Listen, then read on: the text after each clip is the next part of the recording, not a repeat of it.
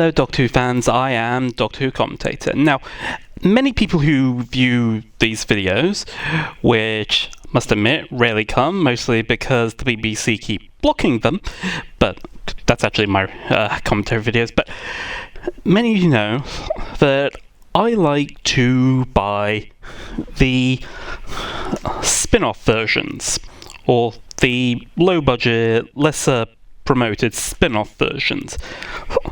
I did a review of various of them. I did rather a quick summary of various ones, and I decided to review The White Witch of Devil's End, and this new one has now come out. Syl and the Devil's Seeds of Arodor. I can never pronounce that. So, my thoughts on it. Is it any good? Yes, it is very good. It is just like The White Witch of Devil's End. It's very much substance over style, but enough decent style, or at least enough to actually look like a classic Doctor Who. Would I recommend this to the youngsters looking at new Doctor Who? Oh no, they would not like it at all. No, they're too used to all the newfangled CGI.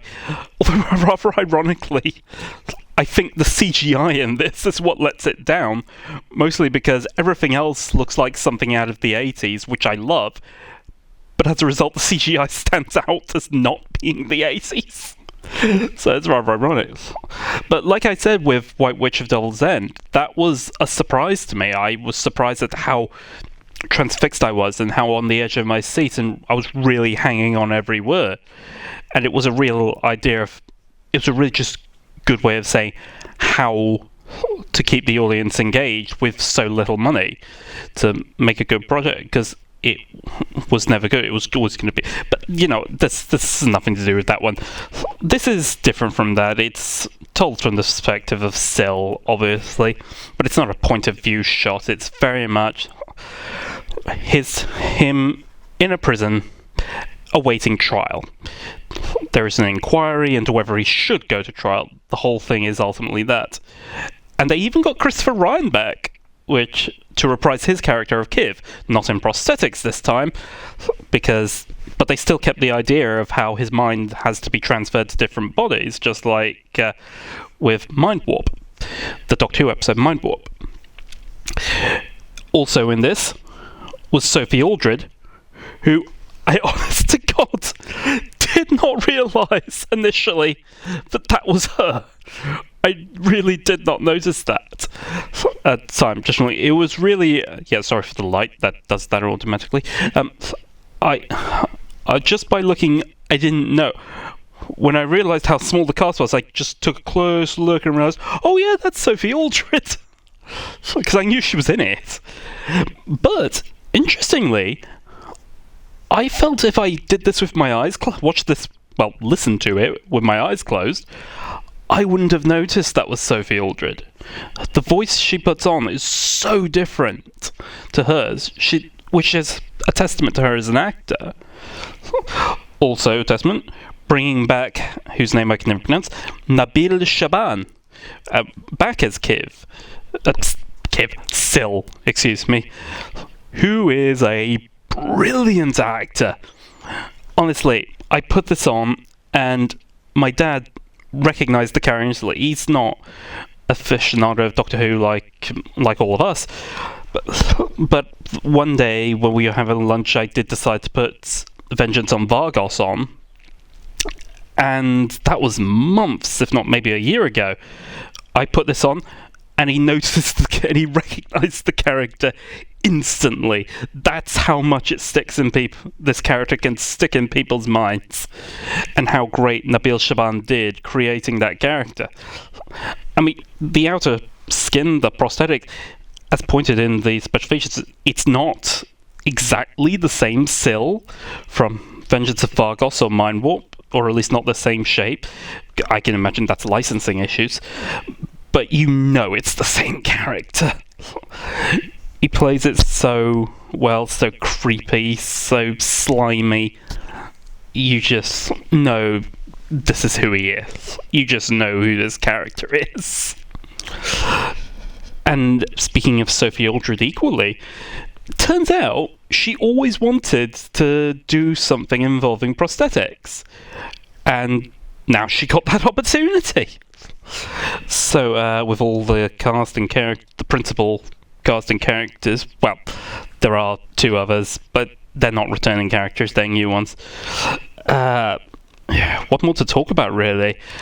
Well, I suppose when it opens, we open with a solicitor coming to prosecute Sil, and she goes through a corridor of what looks like bounty hunters, as far as I can tell.